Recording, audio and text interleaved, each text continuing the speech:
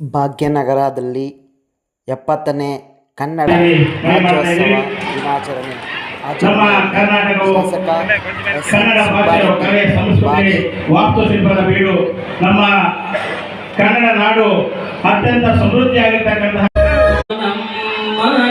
ನಾಡು ರಾಜನ್ಯರಿಪು ಪರಶುರಾಮ ನಮ್ಮನ ನಾಡು ಹಾಜರದಿಯ ಮೆಚ್ಚಿದ ಹನುಮನು ದೇಸಿದ ನಾಡು ಓಜೆಯಂ ಮೆರೆದರ ಸುಗಳ ಸಾಹಸದ ರೈಟ್. ಸರಿಯಪ್ಪ, ಸರಿ. ಅಲ್ಲಿ ಯಾರು ತಿಂಡಿ ಕೊಡಬೇಡಿ ಸರ್. ಡಿ ಸಿ ಎಂ ಅವರು ಒಂದು 10 ನಿಮಿಷ